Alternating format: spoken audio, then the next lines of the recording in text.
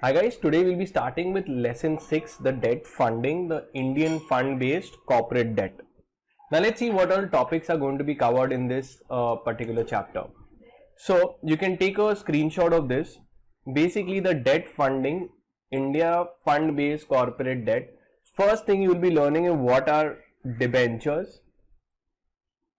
The definition is given under section 2 subsection 30, which says that any instrument which acknowledges a debt is a debenture. Section 71 of the Companies Act gives you the provisions with respect to debentures, read with rule 18. So since it's company law and you've studied in your executive, in finals there's not much in detail. The next they're talking about issue of convertible debentures. So convertible debentures is governed by chapter 2 part 2 regulation 9 to 11 of the SEBI ICDR regulations 2018. So this is the first part. Second we'll be learning is what if I want to issue debentures, okay, and list it. Tell me one thing, can I list debentures as I list equity shares and can it be traded? Can Yes. Yes. That's all. Yes. So basically debentures, the debt securities, can also be issued and listed. So उसके लिए कौन सा regulation है for public issue of debentures and its listing? So the regulation that needs to be followed is SEBI issue and listing of debt securities regulations 2008. That's the second part of the chapter. The third, there is something, a new concept that is brought in, that is the debt securities for large entities. इसमें होता क्या है कि mandatorily large entities को बोला है कि कम से कम 1/4 of your borrowings has to be taken from the debt market. So here they are saying that the large corporates should raise money from the debt segment. Now why is that and all that we'll see when we do it. यहाँ पे क्या बोला है SEBI, so it's pretty strange but a very important reason why they are doing this. So SEBI has mandated the large corporates to raise 25%, that's 1/4 of their financial needs from the corporate bond market. कि जाओ public से उठाओ, घड़ी घड़ी bank के ऊपर pressure नहीं डालने का. Okay, because banks are already overburdened and they are already stressed out and there are already too many NPAs. So in order to release the stress, they are telling the corporates, the large corporates, that raise money from the public in the form of debentures. Okay, so we will see when we do those regulations. Then comes the privately placed, like how I issue debentures to public at large. Can public company make private placement? Yes or no? Can public companies make a private placement? No. Can they? Yes. So the thing is, how Reliance issued to these privately placed to Facebook, to Silver Lake. So basically what happens, a public company can make a public issue and they can also privately place to certain investors. That concept is called as private placement. Private company can make private placement, whereas public company can do both. It can go to public as well as issue the shares to privately to certain individuals, like they had issued to Mark Zuckerberg, okay, and a certain Saudi company also. So same way here we can issue debentures privately to certain individuals. इसके लिए stock exchange in between आ चुका है, NSE and BSE जैसे, and they have said that we've provided a EBM, electronic book mechanism. It's nothing but a platform on which we can issue the securities on private placement. The investors can apply and so on. So we will see what is this EBM. So this EBM is a web based portal for online bidding of private placement of debentures which are proposed to be listed on the stock exchange, that NSE and BSE. तो ये क्या है, एक NSE BSE ने एक software जैसा दिया, एक प्लेटफॉर्म जैसा, जिसके ऊपर प्राइवेटली प्लेस करेंगे companies. Then the next one, which is again easy and simple also, is green debt securities.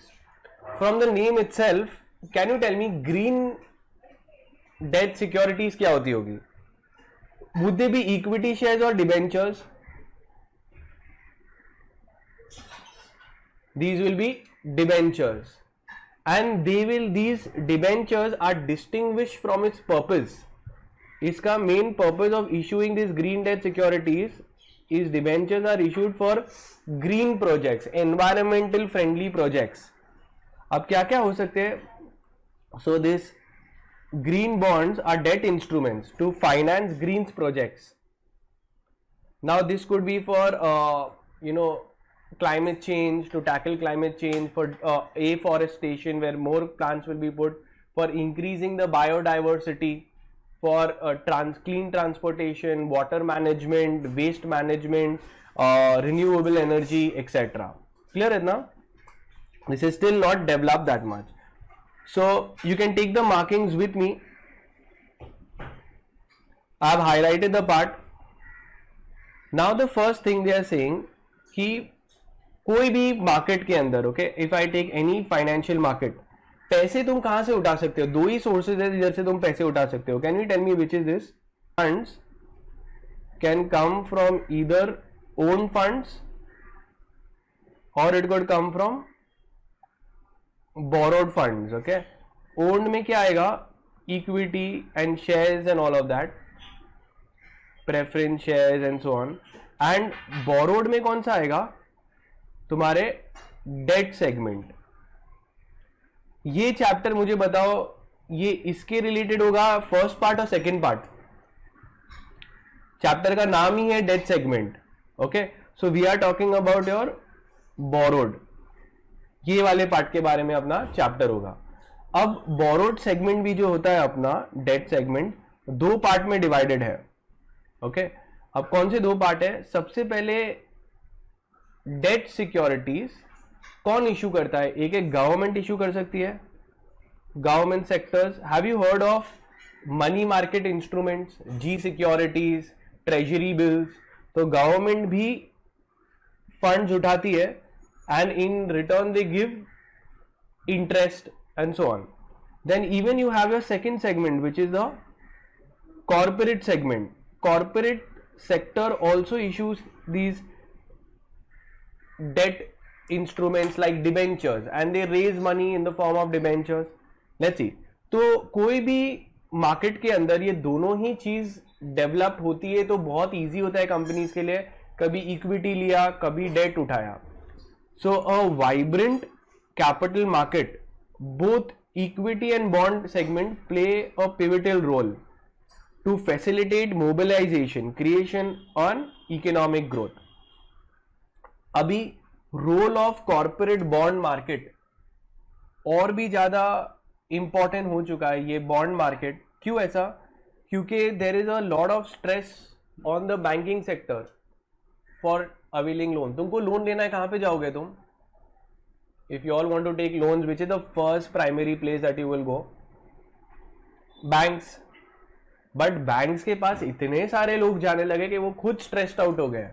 तो उनका स्ट्रेस कम करने के लिए जैसे यार कंपनीज को बोलते घड़ी घड़ी बैंक्स के पास में क्या जा रहे हो, जाओ पब्लिक से रेज करो. तो फिर बाद में कॉर्पोरेट्स ये बॉन्ड्स इशू करने लगे, corporate bonds like debentures etcetera. Okay, so this much you can take. They can't ask you in exam. Next, as I told you, the debt segment in India comprises of two segments. One is your government issue and the second one is your corporate sector. अब जो government का है वो इधर covered नहीं है. It is your corporate sector that is being covered. खाली ये चीज है कि जो भी government issue करती है और money market issue करती है उसका platform का नाम क्या है? So if I want to buy government securities or money market instruments, then it is a negotiated dealing systems. Okay, that much you can mark. And now we'll start with your corporate side. First is debentures. Debentures का definition is given under section 2 subsection 30. So a debenture is any instrument of a company which evidences debt. ठीक है, तो debenture holders are shareholders of the company, owners of the company, or creditors of the company? So they are creditors of the company. So company has taken a loan from the people. Debentures हम लोग ने देखा था अलग अलग types के हो सकते हैं. पहले on the basis of security अगर बात करेंगे हम लोग, सो debentures could either be secured by against certain assets of the company, or they could be unsecured. Okay, they are not secured against any specific asset of the company. किस in case company goes into winding up, पहले किसको preference मिलेगा, secured वालों को कि unsecured? Obviously first secured one will get benefit and then पैसा बचा तो अनसिक्योर्ड को जाएगा. Then on the basis of tenure, the second type of classification is on the basis of tenure. Now they could be redeemable और irredeemable. Redeemable क्या होता है? On a fix date they have told that ये time पे आपका पैसा repay हो जाएगा. इरिडीमेबल क्या होता है? Not during the life of the company, winding up के टाइम पे आपको मिलेगा. The fix date is not given. In India, can you issue irredeemable preference shares, irredeemable debentures? No, sir. No. So only redeemable can be issued, that you have to tell कि कितने time में ये redeem होगा. Then comes mode of convertibility के ऊपर बात करें. Third, on the basis of convertibility, it could be either be convertible debentures, non-convertible debentures, or partly convertible debentures. So when I say convertible, they are converted into what? They are converted into what? Equity shares of the issuer company. Correct? Convertible में convert कर सकते हैं, non convertible में convert नहीं हो सकता है. Partly convertible में they will say अगर 2000 debentures issue किए हैं तो 1000 convertible है, 1000 non convertible है. That's a partly convertible. The third is, the last one is fourth, on the basis of negotiability, that they are talking of either it's a bearer instrument or registered instrument. In bearer instrument, the name of the debenture holder is not given, whereas in registered instrument the name of the debenture holder is given. Now it is the same distinction जो एक share certificate और share warrant में होता है. Share certificate जो होता है उसमें शेयर होल्डर का नाम लिखा होता है. यस और नो? शेयर सर्टिफिकेट में शेयर होल्डर का नाम लिखा होता है कि नहीं?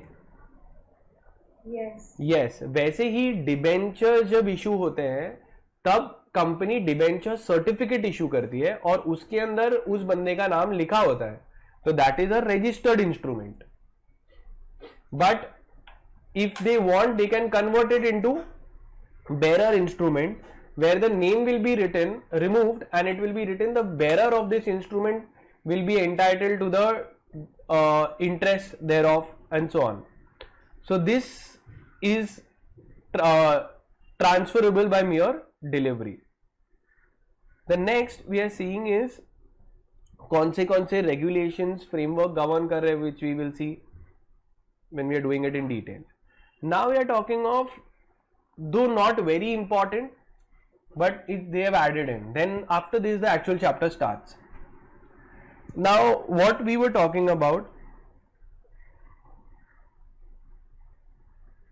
is this part, issue of convertible debentures. उसके लिए it is governed by ICDR regulations 2018. तो उसके बारे में पढ़ रहे हैं.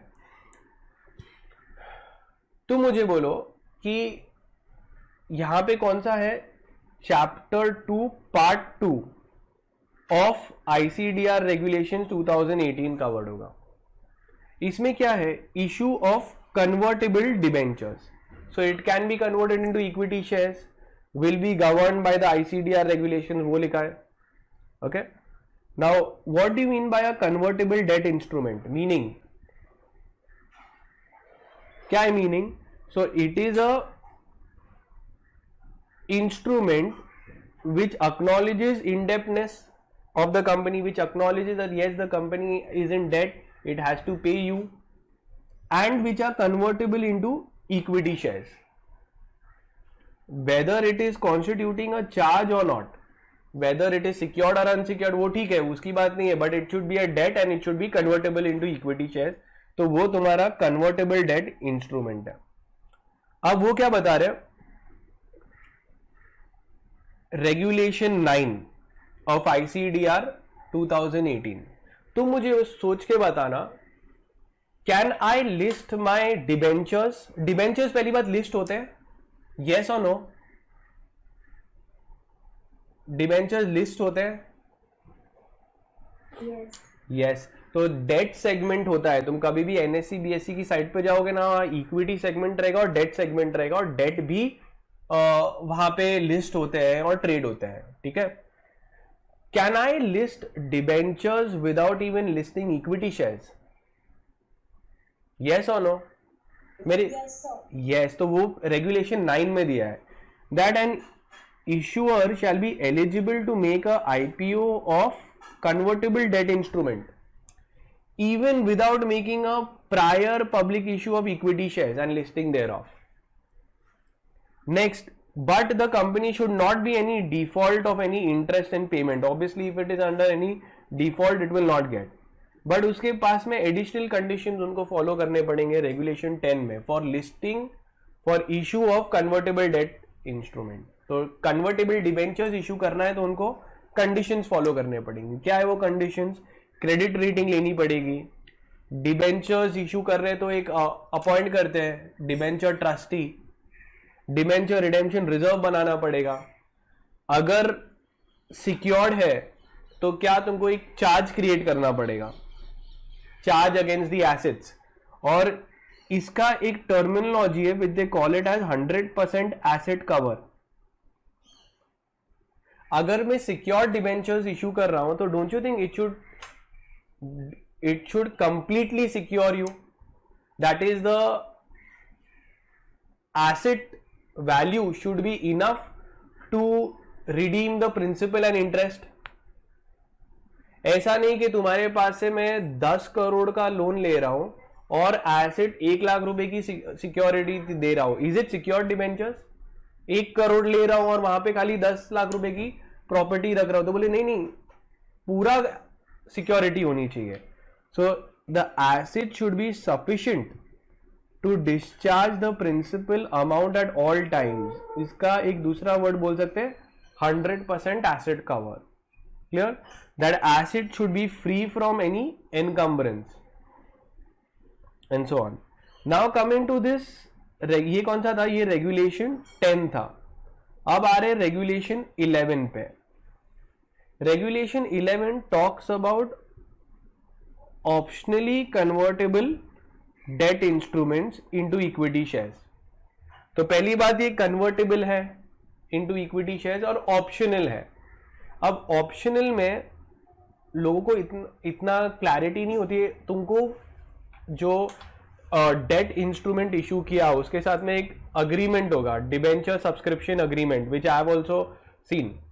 डिबेंचर सब्सक्रिप्शन अग्रीमेंट के अंदर वो लोग टर्म्स एंड कंडीशंस लिखते हैं, तो that is a contract and that is what the parties will be regulated by. तो पहली चीज देखते हैं, अगर optionally convertible into equity shares, don't you think I have to take consent before converting into equity shares of the investors?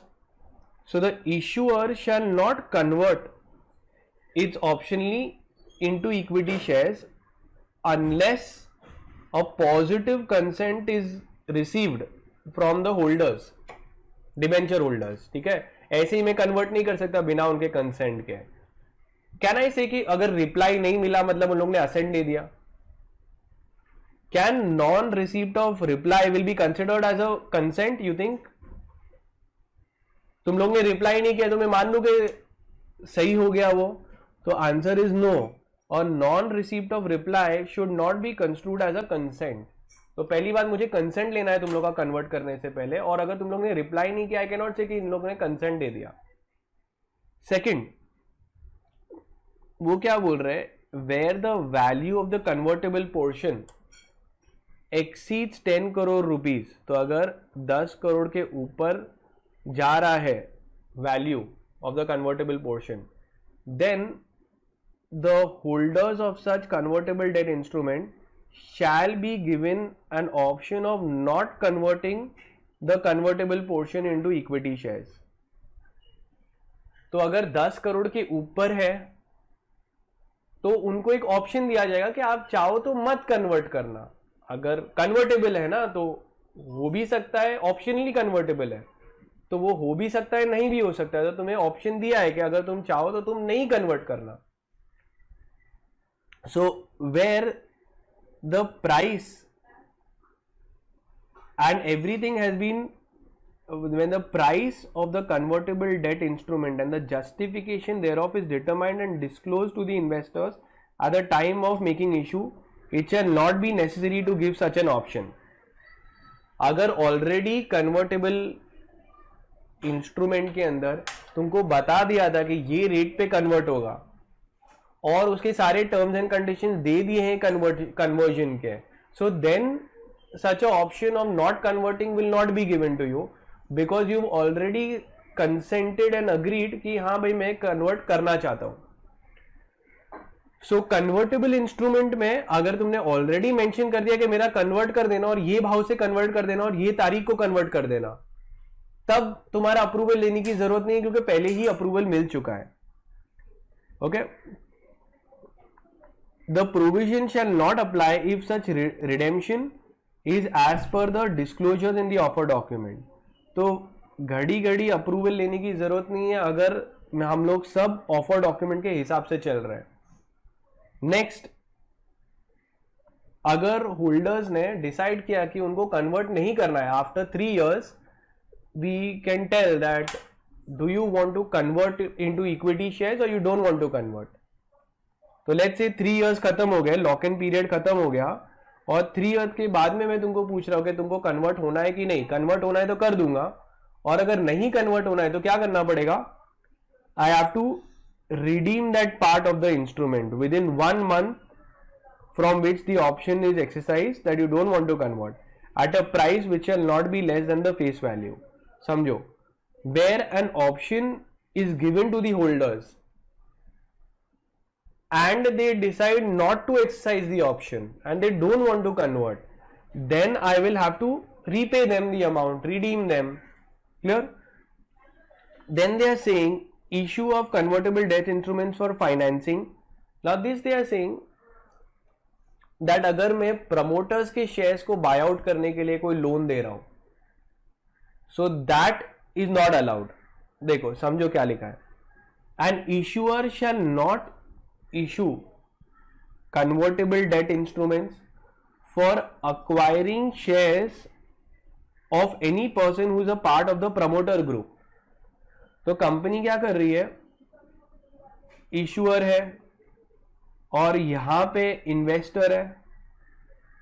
Investor के पास से company पैसे ले रही है और इन रिटर्न उनको डिबेंचर्स इशू कर रही है. और इसका पर्पस क्या है? ये पैसे से क्या करेंगे वो लोग? They are saying with this money they are going to buy the shares of the promoter. They will promoters shares will be, they will give the money to the promoters and in return promoters will sell their shares.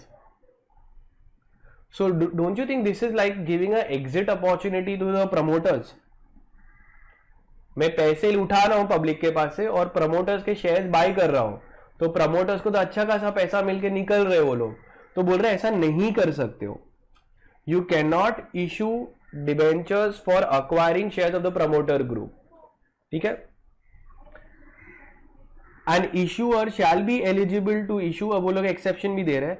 An issuer shall be eligible to issue fully convertible debentures if the conversion period of the debt instrument is less than 18 months. अगर हम लोग एक convertible instrument issue कर रहे हैं कि भाई ये जो डिबेंचर्स इशू किया है वो with in 18 months equity shares हो जाएंगे, तो क्या हो रहा है इसमें कि ये investors are coming in place of the promoters group. तो जो इक्विटी ये लोग निकल गए, प्रमोटर्स निकल गए और ये इन्वेस्टर्स को जो डिबेंचर्स इशू किया था वो थोड़े ही टाइम में कन्वर्ट हो जाएगा into equity, so then it is fine. If अगर 18 मंथ्स के अंदर ये इन्वेस्टर्स का जो डिबेंचर्स थे वो इक्विटी में कन्वर्ट हो रहे हैं, तो ठीक है, एक गया तो दूसरा आ रहा है, and all the approvals have been taken, then it is allowed. But on the face of it, prima facie, you cannot give a exit route to the promoters by raising money from the public. Okay. Now all this part, what we did, ये किया, और debentures or types of debentures and the basics were given, and the issue of convertible debentures. Now we are doing the important and the easy part as well. Okay. Now what is the important and the easy part? We are making a public issue of debentures and planning to list it. तो कौन सा regulations apply होगा? SEBI issue and listing of debt securities regulation 2008. It's super simple, it'll go really fast, and this is what can come in the exam. Okay, market is important. So when a public company wishes to issue and list its debt securities, then it has to comply with this regulations. So let's see what is given in these regulations. ये regulations कब apply होंगे? If you want to make a public issue and then later on list it. अब I told you, a public company can make a public issue also, and it can also make a private placement. दोनों ही कर सकते हैं, और ये सब किसका करेंगे? डिबेंचर्स का कर रहे हैं. They are issue and listing of debentures, ये लिख रहे हैं. Listing of the debt securities which are issue through public और ऑन प्राइवेट प्लेसमेंट. कंडीशंस देखते हैं. नाउ डोंट वरी, एकदम ही सिंपल है और अभी एकदम फ्लो में खत्म होगा. सबसे पहले बेसिक चीज, अगर कोई भी कंपनी है इशू कर रही है कोई भी सिक्योरिटी, तो हम लोग को बेसिक कंडीशंस पहले फॉलो करने पड़ेंगे. क्या क्या है? Promoter should not be restrained और debarred from accessing the equity market. You should make an application to the stock exchange for listing. You should get a in principle approval, that is a temporary approval, provisional approval from the stock exchange for getting the debt securities listed. Credit rating लेनी पड़ेगी. You cannot issue debt securities for providing loan for acquisition of the promoter group, as we discussed earlier. फिर tell me one thing, ये पूरी चीज क्या तुम खुद से करोगे कि सेबी के इंटरमीडियरीज को अपॉइंट करोगे? This issue of debentures will be handled by SEBI appointed intermediaries, that is your merchant bankers, they are managers to the issue, and debenture trustees. Next you have to make a disclosures necessary. जब भी issue करेंगे तो disclosures करने पड़ते हैं under section 26 of Companies Act, फिर schedule 1 of the regulations and additional disclosures as specified by SEBI. फिर और क्या है, जब भी इशू करेंगे मिनिमम सब्सक्रिप्शन हमको ऑफर डॉक्यूमेंट में लिखना पड़ेगा कि मिनिमम सब्सक्रिप्शन क्या है, और मिनिमम सब्सक्रिप्शन नहीं मिला तो रिफंड करना पड़ेगा. जो तुम लोग ड्राफ्ट लेटर ऑफर भी कर रहे हो तो वो ड्राफ्ट लेटर ऑफर तुमको ऑलरेडी सेबी को बताना पड़ेगा क्या है वो. Responsibilities of the merchant banker, one of the most merchant banker will ensure, if you have seen many of the company secretaries work in merchant banking companies, merchant banking, and many of my friends are also working. So I asked them, what work do you do? So they say that जब भी issue आता है, कोई भी equity का issue या debenture का issue, तो जो ऑफर डॉक्यूमेंट को हम लोग स्टडी करते हैं कि डिस्क्लोजर्स करेक्ट है या नहीं, हम लोग इंश्योर करते हैं कि सारे रेगुलेशंस फॉलो हुए या नहीं. हम लोग लास्ट में एक ड्यू डिलिजेंस सर्टिफिकेट इशू करते हैं to SEBI that yes, everything has been done as per law. The offer document should specify कि कौन तुम्हारा compliance officer है, कौन merchant banker है, etc. Shelf prospectus. Okay, can you tell me what is shelf prospectus in company law? You must have heard.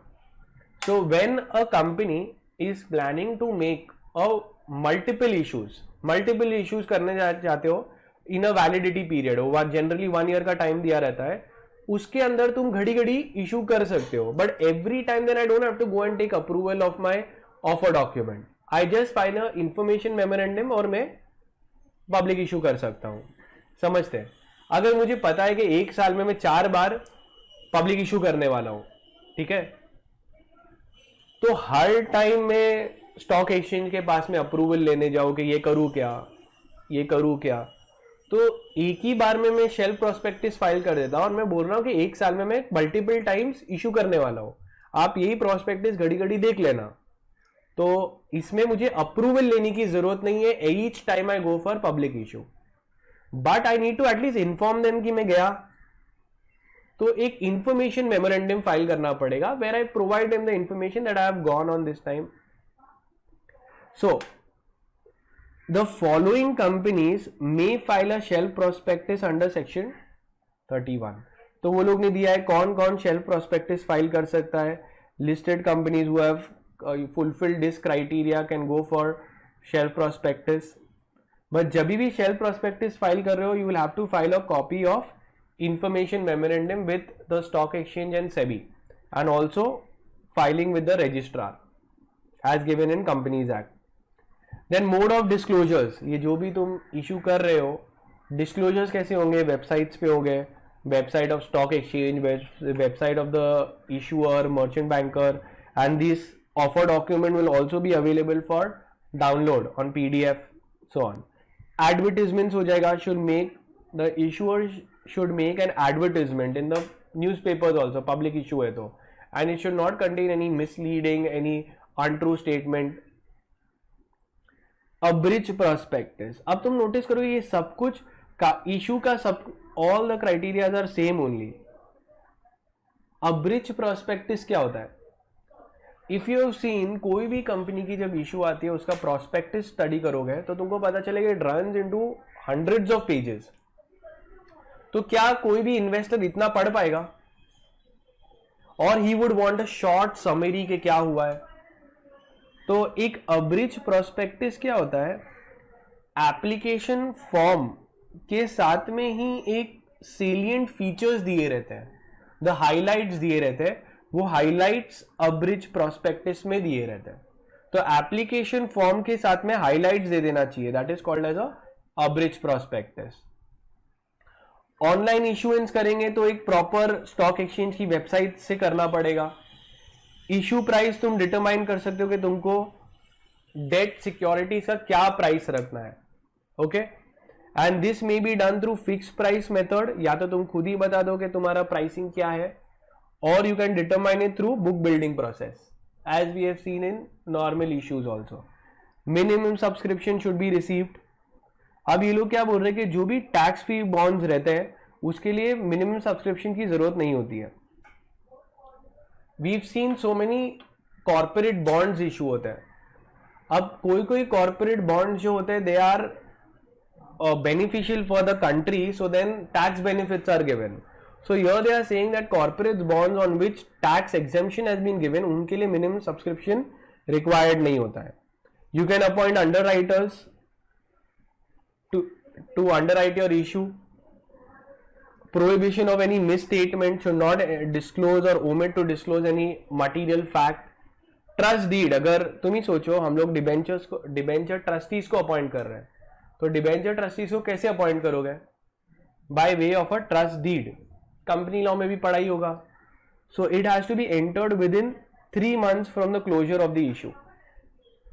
If you fail to execute the trust deed within that 3 months, then the issuer will have to pay interest at least at 2% to the debenture holders over and above the agreed coupon rate till the execution of the trust deed. मतलब क्या सोचो, मैंने 8% के bonds issue किए थे और 8% के bonds मैंने इशू किए थे, सिक्योर्ड थे, बट अभी तक ट्रस्टीज को अपॉइंट नहीं किया. तो देन दे आर सेइंग कि जब तक कि मैं वो ट्रस्ट डीड एग्जीक्यूट नहीं किया, मेरे को और 2% देना पड़ेगा over and about the agreed coupon rate. अब ये जो है वो एक क्लॉज भी ऐसा ऐड करना पड़ेगा कि क्योंकि मैंने ट्रस्ट डीड लेट किया, मैं 2% एक्स्ट्रा एज अ पेनल्टी दे रहा हूं. A clause stipulating under regulation 1A, तो ये वाला है कि लेट पे किया तो shall form a part of the trust deed, कि हम लोग ने लेट किया इसके लिए कर रहे हैं. Now the trust deed can not contain any clause which has the effect of limiting or indemnifying the debenture trustees, limiting the obligations or liabilities of the debenture trustee. You think debenture trustees कौन होते हैं? They are there to protect the interest of the debenture holders. I cannot put in a clause in the trust deed that if the debenture trustees are negligent, it is okay, I'm indemnifying them, I'm extinguishing their liability. So that is not allowed. So indemnifying the trustee, so these kind of clauses cannot be there. Then we've seen about your debenture redemption reserve shall be created as per company law if where the company is defaulted in paying any interest to the debenture holders, then any distribution of dividend to the shareholders shall require approval of the debenture trustees. अभी क्या है, एक trust, this debenture redemption reserve is like a sinking fund, तो continuously वहां से पैसा डालते रहते हैं कि जब रिडीम करना रहेगा तो वो पैसा यूज करेंगे फॉर रिडेम्पशन. अभी तुम सोचो कि किसी भी कारण हम लोग डिबेंचर होल्डर्स को डिफॉल्ट करने लगे in paying the interest, so when company now can not issue dividend to its shareholders, क्योंकि पहले ये लोग को ही नहीं भरा, इधर डिफॉल्ट हो रहा है, इधर डिविडेंड देने जा रहा हूं, so cannot issue dividend except with the consent of the debenture trustee.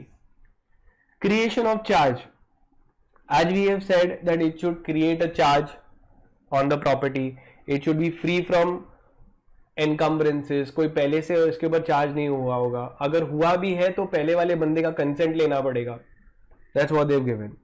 Now you tell me, ये क्या कॉमन होगा? राइट टू रिकॉल और redeem prior to maturity. You think any issuer will want to repay and redeem before the maturity? तो बहुत ही rare chance है कि maturity के पहले इशूअर रिडीम करना चाहता है.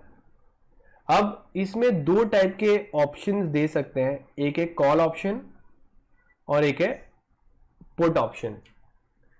कॉल में क्या रहता है? Issuer's right to call the debentures and issuer's right. तो कंपनी कभी भी बोल सकते, तो ये लोग ऐसे ही डिबेंचर सब्सक्रिप्शन अग्रीमेंट के अंदर लिख देंगे वो लोग कि इशूअर के पास में राइट है to call the debenture and repay the amount prior to its maturity. This will all be done in the terms of the agreement. Put option क्या है? It's the debenture holders investors right. Investors right. तो investors भी बोल सकते हैं कि एक put option का क्लॉज ऐड करो कि अगर हमको कुछ भी गड़बड़ लगा, कुछ भी डिफॉल्ट लगा, कुछ भी वायलेशन हुआ, तो हम लोग हमारा पुट ऑप्शन एक्सरसाइज कर देंगे and we will put our debentures and the company will have to buy prior to its maturity. So let's see, a issuer making a public issue may recall such securities prior to the maturity at the issuer's option called as call, or provide such a right of redemption prior to the maturity, that is a put, to the investors on the subject to the following conditions. It shall be exercised with the terms of the issue only. No such right shall be exercised before the expiry of 24 months from the date of issue of such debt securities.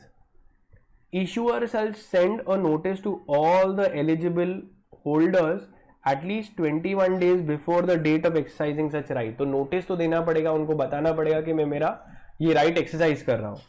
The issuer shall also provide a copy of the notice to the stock exchange and make a advertisement in the newspapers. Then it shall make a redemption and make the payment to the investors along with the interest, and the issuer shall in the end submit a detailed report to the stock exchange for public dissemination. तो ये था prior to maturity. अब दूसरा क्या रहता है? Maturity के time पे आई रियलाइज कि मैं रीपे नहीं कर सकता या मुझे रीपे नहीं करना है. I am telling the debenture holders, यार ड्यू डेट आ गई है, एक काम करो, थोड़ा और एक्सटेंड हो जाओ और 2 साल के लिए इसको रोल ओवर कर लो. रोल ओवर का मतलब क्या है? extension.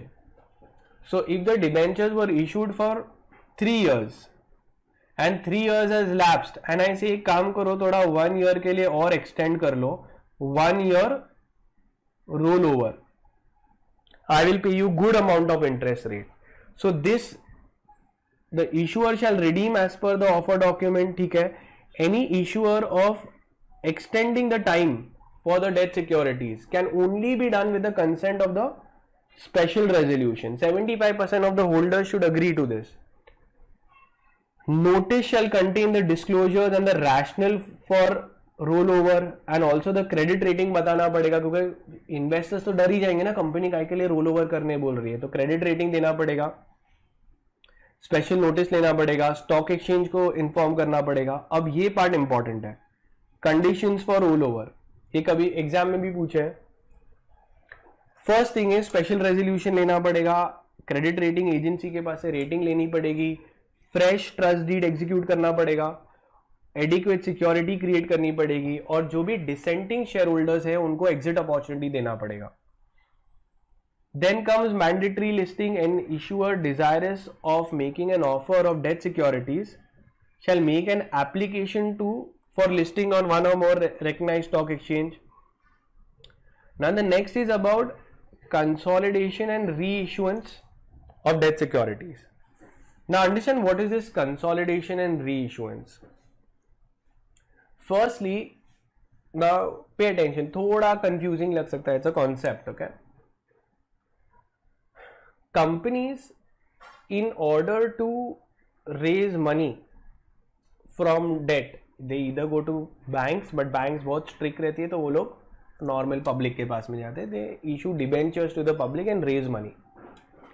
Now when they have taken the money and they want to need more money, then they again go, ऐसे हर टाइम री इशुएंस कंटिन्यूसली होता होगा. सो डोंट यू थिंक ऐसे बहुत सारे डिबेंचर्स अलग अलग टाइम पे इशू होते होंगे? सो यस, तो वहां पे एक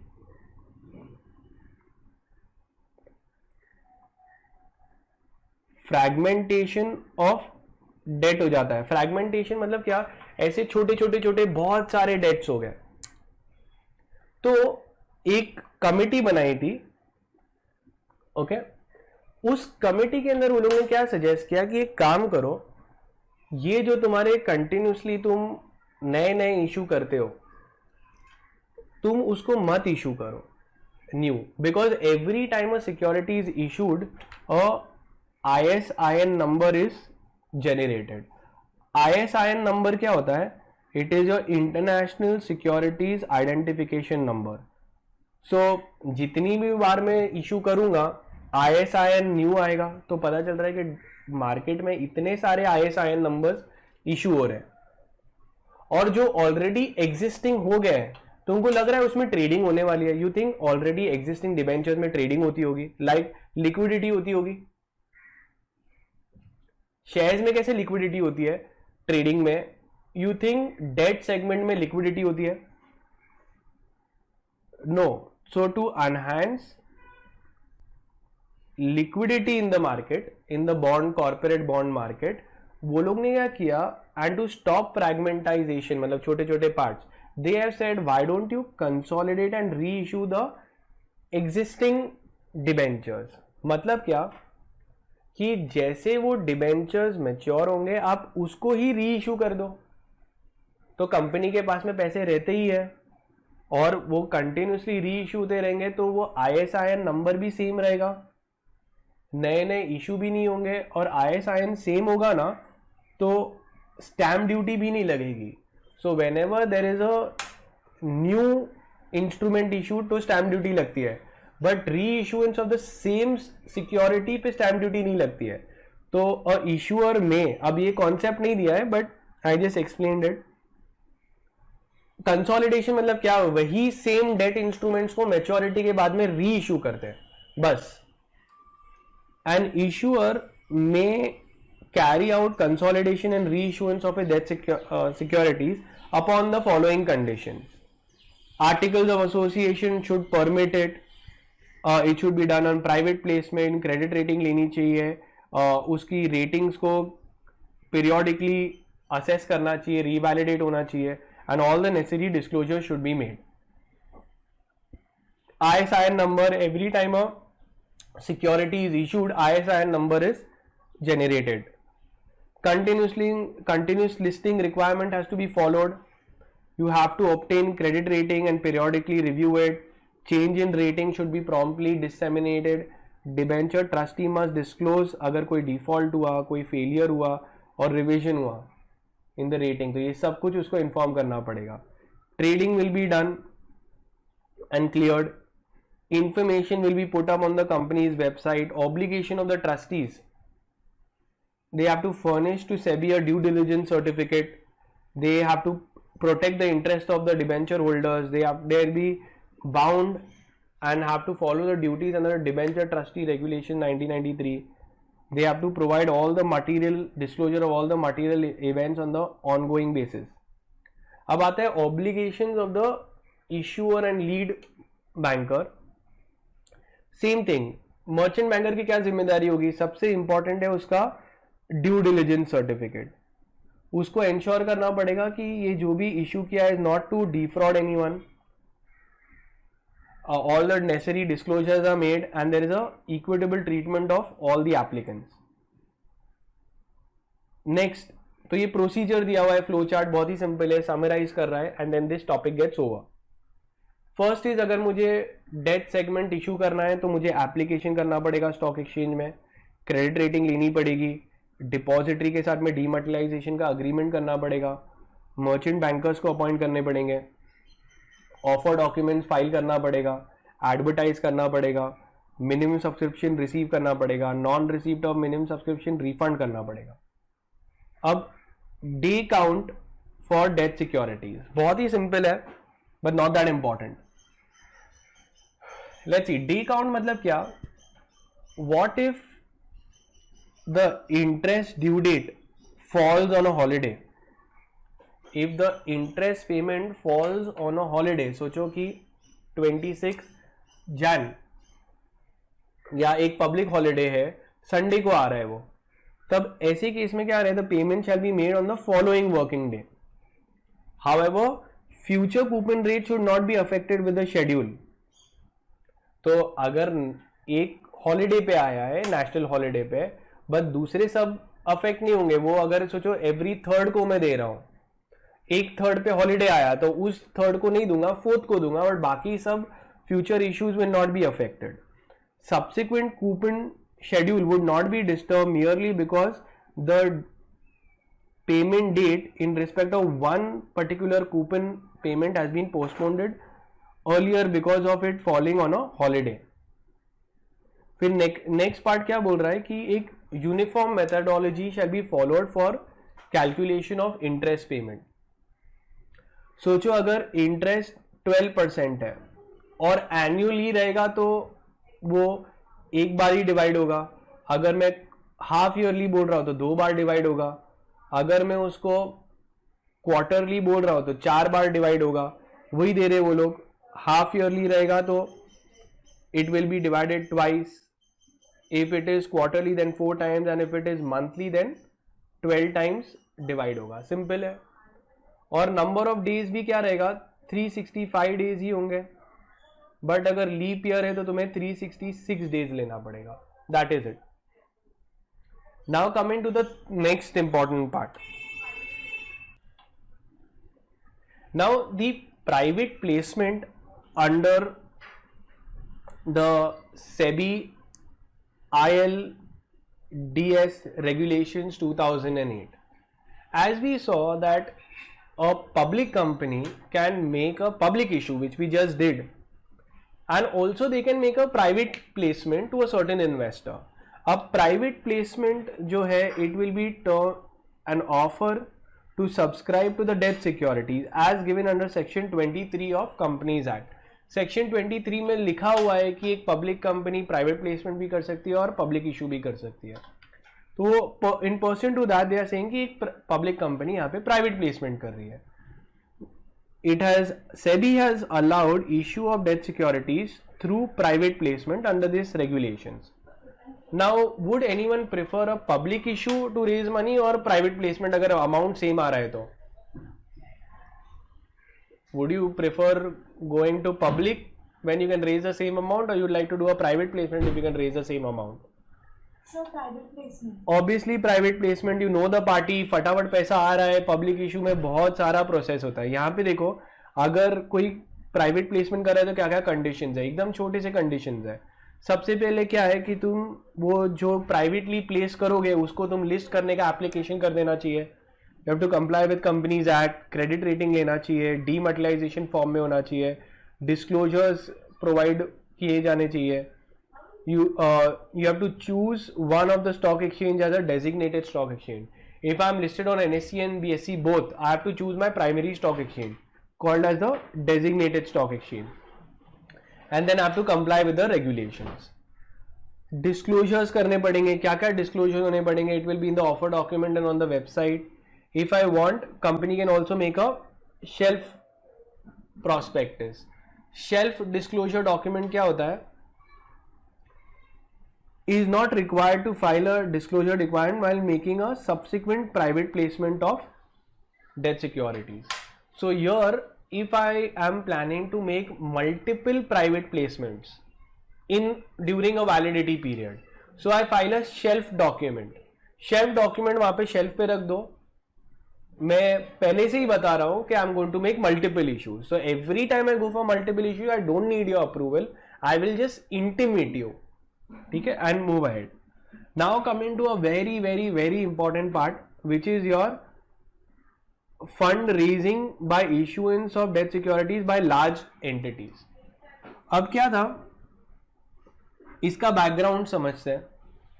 जो इंडिया का कॉर्पोरेट सेगमेंट है, ठीक है, जो डेट सेगमेंट है, corporate debt segment,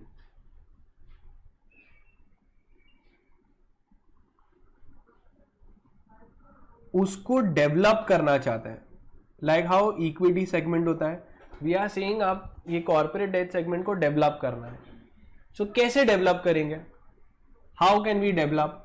so what we are telling, large entities जो है उनको हम लोग मैंडेट कर रहे हैं, मैंडेटरीली बोल रहे हैं कि कम से कम 1/4 ऑफ योर इंक्रीमेंटल बोरोइंग, मतलब जो एडिशनल बोरोइंग्स लेने वाले हो तुम कंपल्सरीली ये डेट मार्केट से ही उठाने का,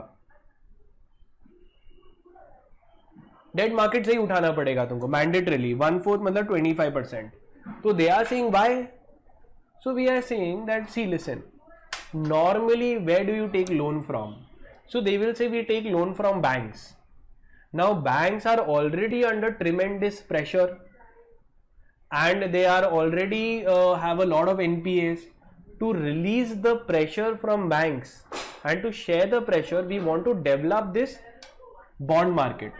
So we are saying कि now कम से कम 25% डिवेंचर्स पब्लिक के पास से ही उठाने का, जाओ मैंडेटरी कर दिया.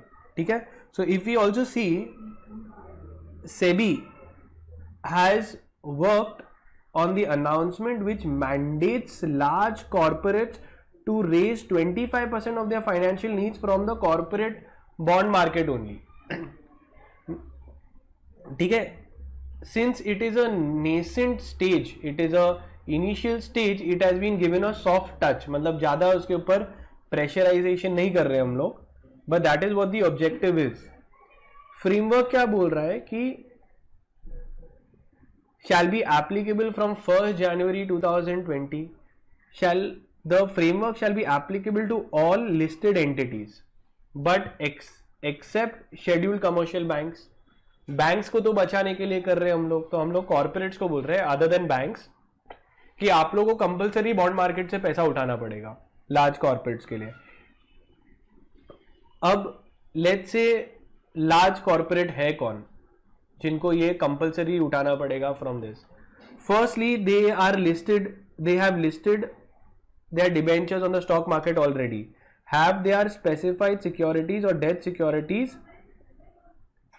सिक्योरिटीज और नॉन कन्वर्टेबल रिडेम्पशन और प्रेफरेंस शेयर्स लिस्टेड. तो they are already debt segment वो लोग ने लिस्ट किया हुआ है, पहली बात.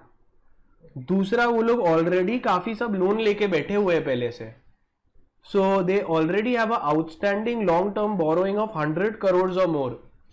100 करोड़ के ऊपर का ऑलरेडी लोन लेके बैठे हैं.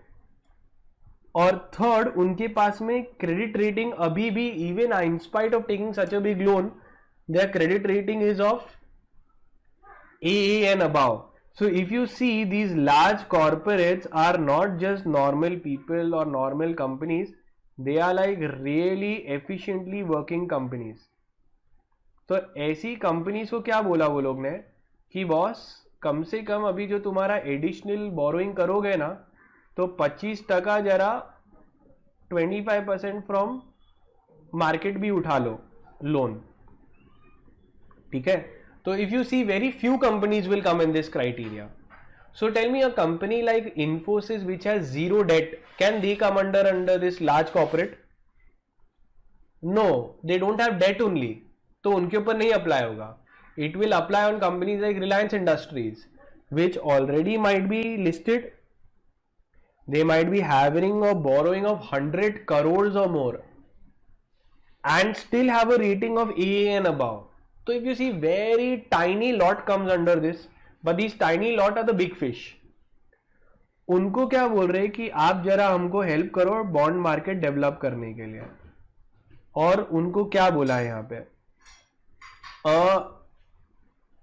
large company or large corporate shall raise not less than 25% of its additional borrowings. अब additional borrowings मतलब क्या, long term borrowing, any borrowing of more than 1 year. तो अभी जो भी तुम फ्यूचर में लॉन्ग टर्म बोरोइंग कर रहे हो मोर देन 1 ईयर, आपको 25% मार्केट से उठाना पड़ेगा. And this borrowing shall not include external commercial borrowing or inter-corporate loans between parent and subsidiaries.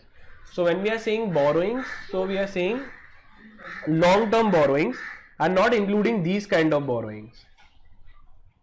So if the company is planning to make a more additional borrowing of 10 crores, so ये 10 crores का 25% has to be taken from the debt segment, from the bond market.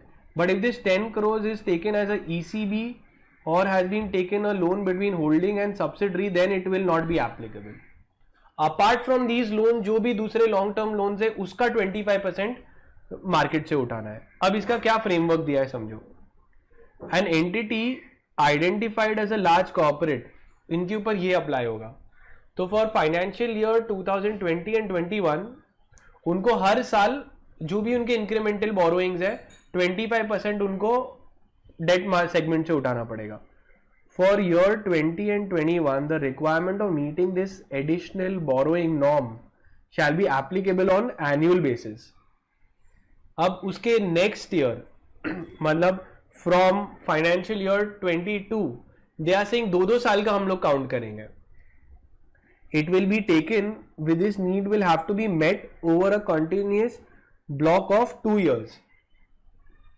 मतलब क्या, यहां पे अगर तुम्हारा 2019 के अंदर तुम क्लासिफाई हो गए तो तुमको नेक्स्ट ईयर 2020 के अंदर कम से कम 25% of your additional borrowing should be from the bond market. अब ये सेकेंड वाला क्या है, इसका एग्जाम्पल भी दिया है.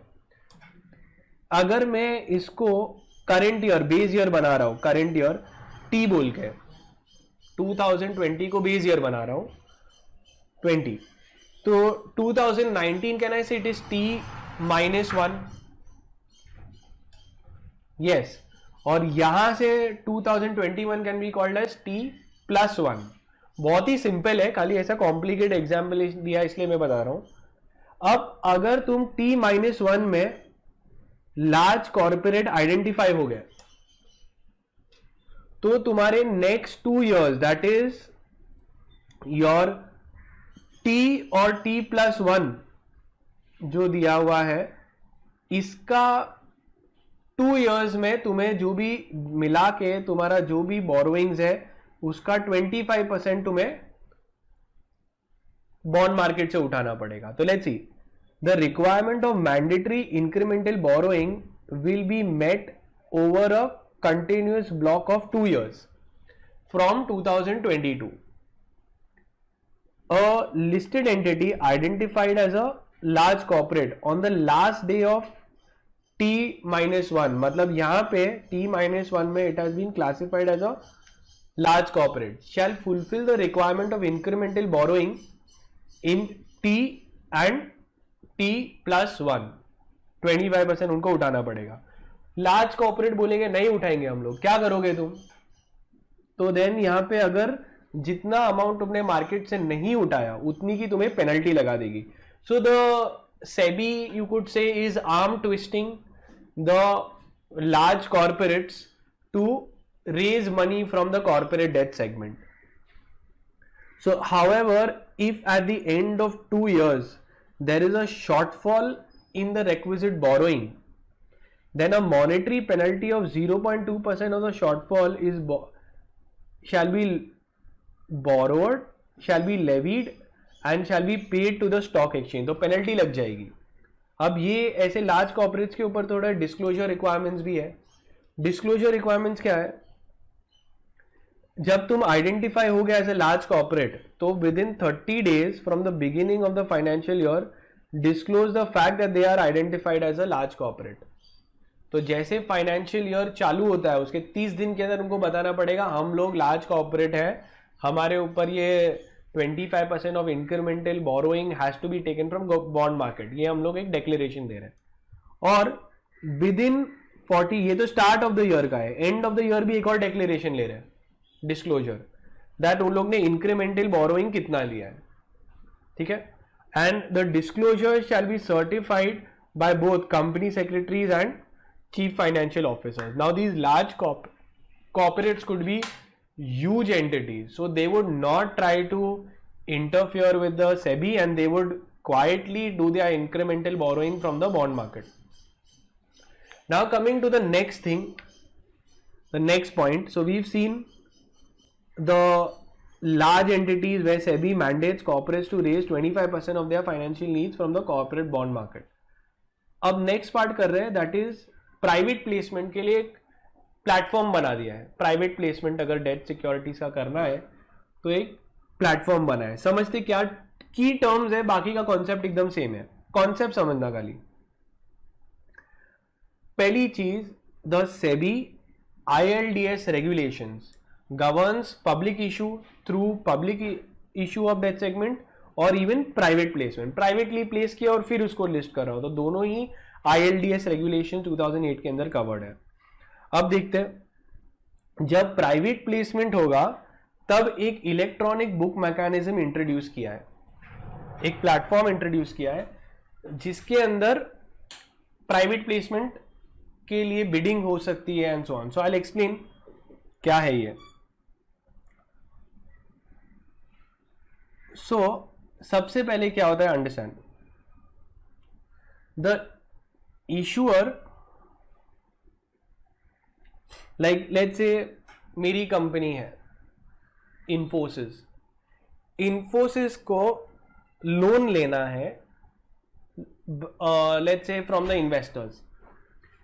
तो इन्वेस्टर्स का नाम यहां पे क्या दिया है, पार्टिसिपेंट्स. पार्टिसिपेंट्स आदि इन्वेस्टर्स. ओके. अब ये लोगों इशूअर को पैसे चाहिए और इनको इन्वेस्ट करना है. So they all will be met through a platform setup by the NSE and BSE. Platform का नाम क्या है, electronic, what they have given, electronic book mechanism और electronic book platform. अब इसके अंदर क्या होता है, जो इन्वेस्टर्स हैं वो लोग अपने बिड्स डालते हैं और बिड्स जो होगा वो ब्रोकर्स के थ्रू डालेंगे. ब्रोकर्स के साथ में कांटेक्ट करना पड़ेगा, मर्चेंट बैंकर्स के थ्रू कांटेक्ट करना पड़ेगा और फिर वो लोग बिड्स डालेंगे ये प्लेटफॉर्म के ऊपर, जो एक ट्रांसपेरेंट मैकेनिज्म होगा ताकि लोगों को पता होगा. ये ब्रोकर्स का नाम हम लोग रख रहे हैं अरेंजर्स. तो इंटरमीडिएट्स को अपॉइंट किया और फिर इधर यहां पे वो आ जाएगा. समझते क्या होता है ये बिडिंग, पहले उसके ये लेआउट को समझते हैं. अरेंजर क्या बोला था, अरेंजर कौन है, पार्टिसिपेंट्स डायरेक्टली नहीं पार्टिसिपेट कर सकते, उनको एक अरेंजर को कांटेक्ट करना पड़ेगा. तो मर्चेंट बैंकर हो सकते हैं, ब्रोकर हो सकते हैं, प्राइमरी डीलर्स हो सकते हैं, who on behalf of the eligible participants, on behalf of this participants will bid on the platform. अब क्या बिडिंग होती है वो समझते हैं, but first let's finish the structure. Electronic book provider कौन है? ये कौन प्रोवाइड कर रहा है ये प्लेटफॉर्म? NSC and BSC. और means a recognized stock exchange provides an electronic platform for private placement of these securities. Eligible participants कौन होते हैं? ये लोग कौन होंगे? ये या तो QIBs हो सकते हैं या फिर नॉन QIBs हो सकते हैं, but major players are QIBs only. Eligible participants are QIBs and non QIBs. It is अब ये प्लेटफॉर्म क्या है? It is a platform provided for private placement of securities. अब एलिजिबल इशूअर कौन इशू कर सकता है यहां पे? अब यहां पे खाली एक करेक्शन करना है. द फॉलोइंग इशूअर्स शैल, ये ऑप्शन हटा दो, shall issue through electronic book mechanism only. मतलब ये प्लेटफॉर्म कंपल्सरीली इशू करना पड़ेगा और ये कंपल्सरीली यूज करना पड़ेगा कभी अगर ये इशू ऐसे टाइप के हैं. तो बड़े बड़े इश्यूज ये प्लेटफॉर्म पे ही चलेंगे. और सिंगल इशू अगर कर रहे हो 200 करोड़ और मोर का, सोचो मैं प्राइवेट प्लेसमेंट कर रहा हूं, इतने 200 करोड़ और मोर का रेस पैसा कर रहा हूं, तो प्लेटफॉर्म यूज करना ही पड़ेगा. शेल्फ इशू, शेल्फ इशू मतलब क्या कि मैं उनको बोल रहा हूं कि मैं मल्टीपल इश्यूज करने वाला हूं एक पर्टिकुलर टाइम के अंदर, एंड द क्यूमुलेटिव अमाउंट्स जो मैं टाइम को करूंगा वो 200 करोड़ के ऊपर है. और a subsequent issue which equals और exceeds 200 crores where the aggregate of all the previous issues in a financial year equals or exceeds 200 crores. तो अगर मैं सब्सिक्वेंट इशू कर रहा हूं और पहले भी इशू किया हुआ है सब मिला के 200 करोड़ के ऊपर गया तो EBM फैसिलिटी यूज करनी ही पड़ेगी. 200 crores you can market is important. I explain क्या है, बट खाली हम लोग अभी टर्मिनोलॉजीज पे जा रहे हैं. इलेक्ट्रॉनिक बुक प्रोवाइडर कौन प्रोवाइड करती है ये फैसिलिटी बिडिंग के लिए और वो सब? तो स्टॉक एक्सचेंज एंड डिपॉजिटरी. तो ये लोग online placing of bids allow करेंगे. इनके पास में एडिक्वेट इंफ्रास्ट्रक्चर फैसिलिटी होनी चाहिए, risk, office space. They shall ensure या जो भी यहाँ पे प्राइवेट प्लेसमेंट का जो मेमोरेंडम होगा it is available to the participants, because participants want to know कि क्या टर्म्स एंड कंडीशंस है. They should have a adequate disaster recovery plans. They should ensure safety, secrecy, integrity and retrievability of the data.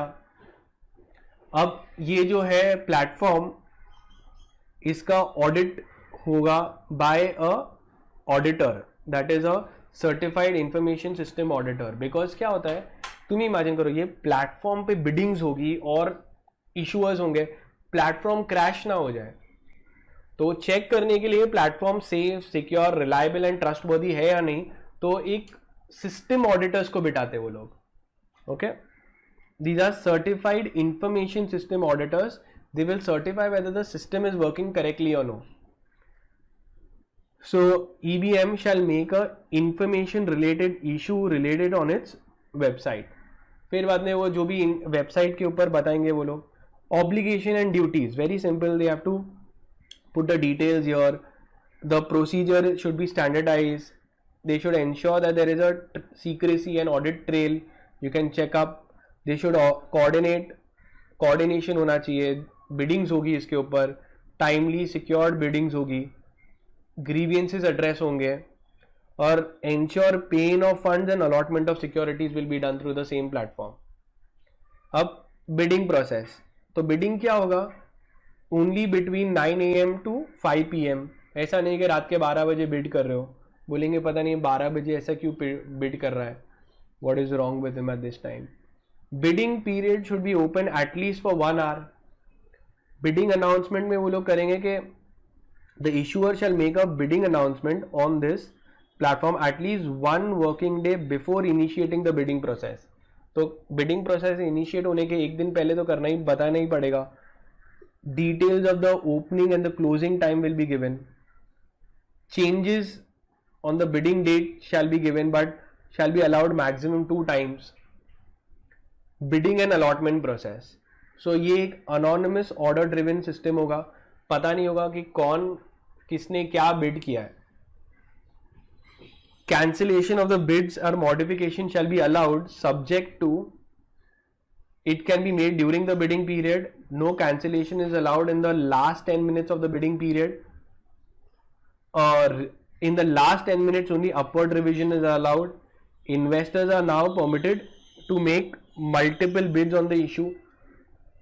There shall be a trail, audit trail, मतलब कब किसने क्या bid किया, कितने बजे किया, बिडर कौन है, आइडेंटिफिकेशन, टाइम स्टैम्प, कितने बजे किया था, ऑर्डर, सब कुछ रहेगा. एक्नॉलेजमेंट नंबर मिलेगा. रियल टाइम बेसिस पे बुक्स अपडेट होगी and on the following manner. अब समझते हैं बिड्स क्या है. अभी ना understand, you know, company wants to raise money. तो वो लोग बोलेंगे कि हम लोग को सोचो पैसे रेज करने हैं XYZ अमाउंट. आप लोग बताओ कि क्या इंटरेस्ट रेट चलेगा आपको. आप बिड करो, कूपन रेट बिड करो. So tell me one thing, from the investor's point of view, they would want more interest or less interest? Investors would want, जो डिबेंचर्स बाय करे उनको ज्यादा इंटरेस्ट रेट चाहिए कि कम? More interest. They would always want more interest.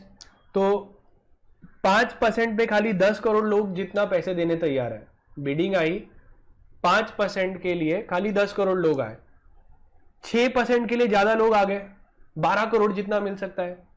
7% के लिए 15 करोड़ जितने, मतलब आई एम रिसीविंग बिडिंग्स कि 7% के लिए 15 करोड़ जितना मिल रहा है.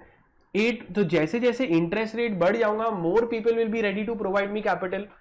मैं अगर बोलूंगा 30%, तो और भी लोग प्रोवाइड करेंगे फंड्स कि चलो भाई 30% मिल रहा है, हम भी दे रहे हैं. So after getting these bids, they would always, company would want to choose high interest rate or low interest rate. Can you tell me, company would prefer a higher interest, to give a higher interest rate or lower interest rate? Lower, sir. Lower, ठीक है. But अगर उनको सोचो 15 करोड़ की जरूरत है, तो वो तो ये उनको रिजेक्ट करना पड़ेगा, क्योंकि उनको 10 करोड़ ही मिल रहा है 5% पे. वो लोग ये वाला सिलेक्ट करेंगे, क्योंकि इस 7, अगर उनको 15 करोड़ की जरूरत है तो उनको पता है कि ये रिवील हो गया कि 7% पे हमारा नीड भी फुलफिल हो रही है. तो दे विल सिलेक्ट, और ये जो है क्यूमुलेटिव अमाउंट है सबका मिला के. तो ऑल द पीपल, ये 5% वाले सिलेक्ट हो जाएंगे जिसने भी बिल्ड किया, 6% वाले सिलेक्ट हो जाएंगे और 7% वाले सिलेक्ट हो जाएंगे. तो एक बार जब बिडिंग मिलेगी तो 5% के लिए 10 करोड़ जितने लोग ने अप्लाई किया, 6% के लिए टोटल 12 करोड़ आए क्यूमुलेटिव, 7% के लिए क्यूमुलेटिव 15 करोड़, और हमको 15 करोड़ की ही जरूरत थी, तो हम लोग ने ये कट ऑफ प्राइस कर दिया. तो यहां पे सुनो अभी क्या होगा. All the bids shall be arranged in ascending order. तो छोटे से बड़े में डाल दिया हम लोग ने. All the bids below the cut off yield, तो cut off yield is 7%, shall be accepted. तो ये सारे लोग को बोलेंगे कॉन्ग्रेचुलेशन, आप लोग सब सिलेक्ट हो गए और आप लोग सबको 7% मिलेगा. दो आपने 5% बिड किए, बट हमारा कट ऑफ प्राइस था 7%, तो सबको 7% मिलेगा. तो it is a price discovery, just it is like a interest rate का रेट डिस्कवरी. और अगर 5% पे थोड़ा ज्यादा आ रहा है, मतलब 7% पे 15 करोड़ आ रहा है और हम लोग को सिर्फ 14 करोड़ चाहिए फॉर एग्जाम्पल, तो all the bids received at the cut off yield, that's the interest, allotment shall be made on proportionate basis. ठीक है, तो ये हो गया. अब streamlining, so this bidding is just like a book building method. Now the next one is streamlining the process of public issue. अब क्या हो गया था, ILDS में पहले 12 दिन लगते थे ये सब प्रोसेस कंप्लीट करने के लिए, but SEBI in order to streamline the process of public issue have reduced the time taken to 6 days. 6 दिन के अंदर ये सब हो जाता है. अब देखेंगे 6 डेज का ब्रेकअप भी. अभी जो भी पब्लिक इशू होता है, it is done under ASBA process. जो भी एप्लीकेशंस करेंगे that will be supported by blocked amount. तो अगर मैं 12 लाख रुपए का एप्लीकेशन कर रहा हूं तो 12 लाख रुपए मेरा ब्लॉक हो जाएगा अकाउंट में. So it is an application supported by blocked amounts. This ASBA facility is provided by self-certified syndicate banks. तो जो भी इश्यूअर कंपनी रहेगी वो लोग बताएंगे कि उनके पार्टनर बैंक्स कहाँ पे है जिधर जाके तुम ये एप्लीकेशन दे सकते हो। जब तुम एप्लीकेशन दोगे उतना अमाउंट अकाउंट में ब्लॉक हो जाएगा। एंड दोज बैंक्स जिसके पार्टनर रहेंगे they are self certified syndicate banks. Who are these banks? They can offer ASBA facility. अब 6 दिन के अंदर कर दिया, इशू क्लोज होगा, सोचो टी डेट पे। यहाँ पे हम लोग देखते हैं timeline for various activities.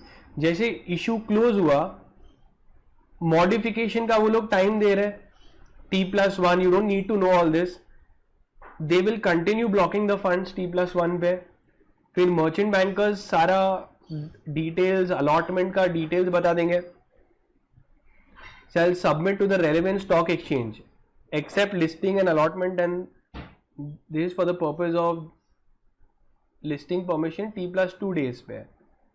then T+3 days पे रिजेक्शन किस किस का हो गया है और फाइनलाइज कर देंगे allot basis of allotment. T+4 date पे अलॉट हो जाएगा। T+5 डेज पे confirmation from the demat credit from depositories के वो क्रेडिट हो चुका है उनको सिक्योरिटीज। और T+6 डेज पे ट्रेडिंग कमेंस हो जाएगा। तो जैसे यू कुड से क्लोज होता है इशू, नेक्स्ट 6 डेज तक तुम्हारा तो ट्रेडिंग भी चालू हो जाएगा। क्लियर है ना? तो this timeline is not important but we just done it. Now coming to another 5 mark के लिए they can definitely ask you green debt securities. In December 2015 SEBI came out with a concept paper of issuance of green debt or green bonds in India।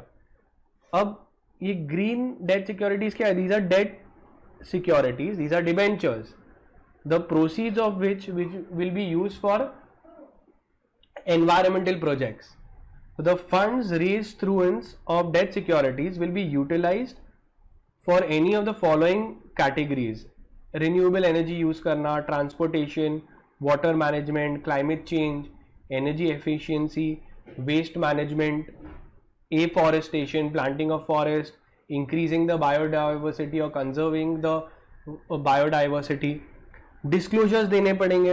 Green debt securities issue कर रहे तो issuer of green debt securities shell make the following disclosures कि इनके environmental objectives क्या है, brief details के कौन से प्रोजेक्ट्स एलिजिबल होंगे ग्रीन हम लोग के जिसमें हम लोग पैसे इन्वेस्ट करेंगे, system and procedures for tracking the deployment of the proceeds.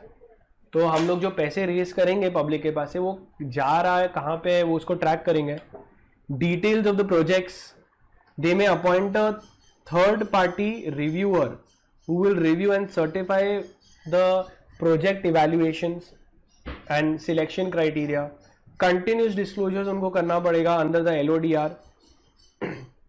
Utilisation of proceeds कहाँ पे हुआ with half yearly and annual financial results, it shall be verified by the external auditor। Additional details in the annual report will be list of projects that they are calling as green projects, the performance indicators कि वो projects ने कैसे perform किया, and methods and key underlying assumptions that will be used for performance indicators। तो अगर हम लोग बोल रहे कि कैसे कैसे assumptions हम लोग ने लिए to determine the performance। Obligation of the issuer, issuer की ऑब्लिगेशन क्या है? He should maintain a decision making process which uses to determine the continuing eligibility of the projects कि कौन से प्रोजेक्ट्स एलिजिबल होते हैं ये ग्रीन डेट सिक्योरिटीज जो रेज किया है पैसा वो उधर इन्वेस्ट होने के लिए, whether they are doing for waste management और एनवायरमेंट कंजर्वेशन एक्सेट्रा। तो what are those projects? Ensure that all the projects and the funds and the proceeds meet the objectives of the green debt securities and utilize the proceeds only for the stated projects. So what is this green debt securities?